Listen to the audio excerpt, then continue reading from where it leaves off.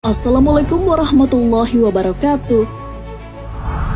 Sahabat beriman, hutang merupakan sesuatu yang dipinjamkan, baik itu berupa uang maupun benda. Dalam pelaksanaannya diperlukan kehati-hatian, sebab di satu sisi menyebabkan seseorang masuk surga, namun di sisi lain dapat menyebabkan seseorang terjerumus ke dalam neraka. Lantas, bagaimana hukum hutang piutang dalam Islam? Bagaimana jika hutang belum lunas tapi sudah meninggal dunia? Ancaman apa saja bagi orang yang enggan membayar utang? Tonton video ini hingga akhir agar tidak sesat. Benarkah Islam membolehkan hutang piutang? Dalam Islam, hutang dikenal dengan istilah al-qard. Sedangkan menurut istilah, hutang piutang dapat diartikan pemberian sebagai bentuk kasih-kasih kepada yang akan memanfaatkan pemberian tersebut. Tentang hutang piutang ini sudah dijelaskan di dalam Al-Quran. Barang siapa yang meminjami Allah dengan pinjaman yang baik, maka Allah akan melipat gandakan ganti kepadanya dengan banyak. Allah menahan dan melapangkan rezeki, dan kepadanya lah kamu dikembalikan. Quran Surah Al-Baqarah ayat 245. Ayat tersebut menjelaskan Islam membolehkan adanya hutang piutang asalkan sesuai syariat.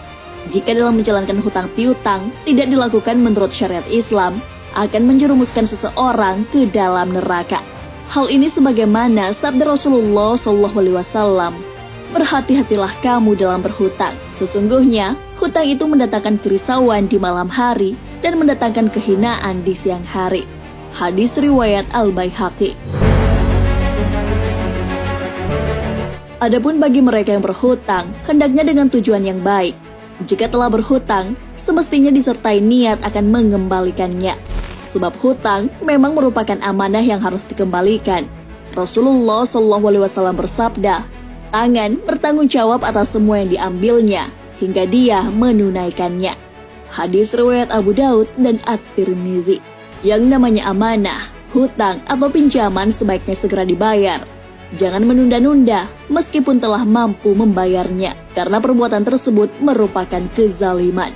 Rasulullah SAW bersabda tentang orang yang suka menunda-nunda pembayaran hutang. Memperlambat pembayaran hutang yang dilakukan oleh orang kaya merupakan perbuatan zalim. Jika salah seorang kamu dialihkan kepada orang yang mudah membayar hutang, maka hendaklah beralih diterima pengalihan tersebut. Hadis riwayat Bukhari dan Muslim. Bagaimana jika seseorang meninggal sebelum hutangnya lunas? Setiap manusia tidak pernah tahu batas usia hidup di dunia. Maka dari itu, sangat tidak baik menunda-nunda pembayaran hutang. Dari Sauban, Rasulullah SAW bersabda tentang keutamaan orang yang meninggal dan terbebas dari hutang. Barang siapa yang ruhnya terpisah dari jasadnya, dan dia terbebas dari 3 hal. 1. Sombong, 2. Gulul atau khianat, dan 3. Hutang, maka dia akan masuk surga. Hadis riwayat Ibnu Majah. Terdapat sebuah hadis yang menegaskan bahwa mayit merasa tidak tenang ketika meninggal sebelum hutangnya lunas. Dari Abu Hurairah radhiyallahu anhu, Nabi SAW bersabda, "Jiwa seseorang mukmin tergantung karena utangnya, sampai utang itu dilunasi." Hadis riwayat Tirmizi dan Ibnu Majah.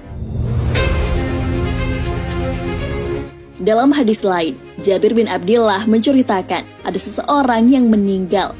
Kami memandikannya, memberinya minyak wangi dan mengafaninya. Kemudian kami bawa ke hadapan Rasulullah SAW agar beliau mensalatinya. "Mohon Anda mensalatnya," pinta kami. Rasulullah SAW pun melangkah 1 kali seraya bertanya, "Apakah dia punya hutang?" "Ada 2 dinar," jawab kami.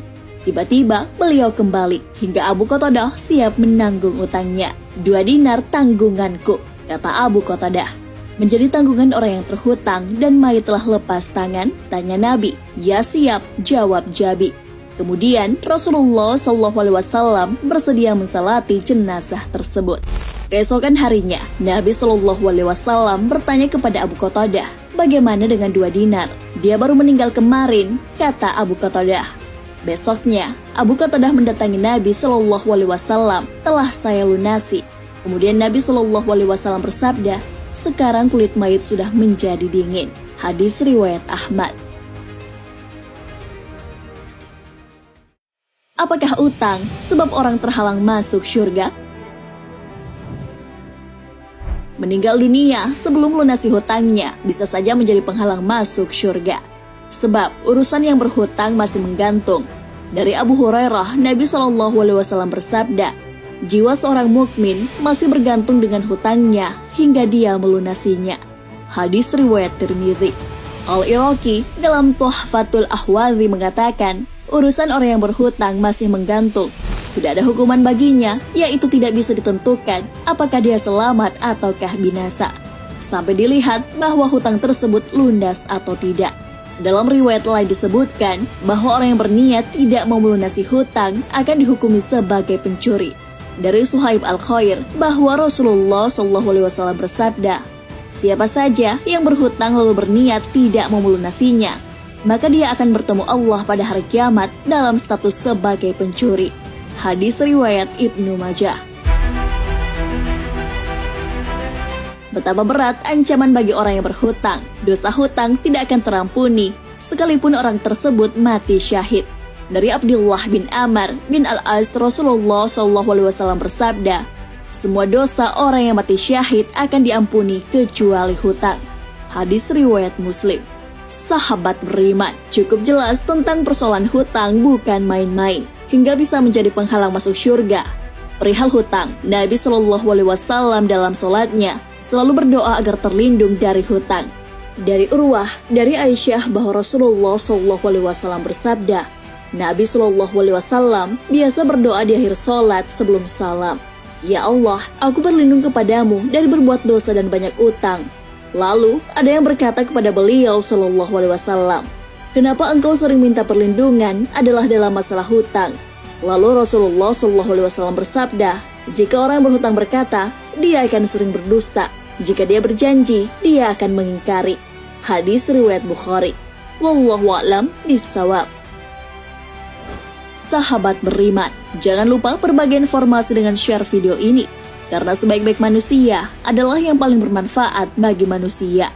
Wassalamualaikum warahmatullahi wabarakatuh.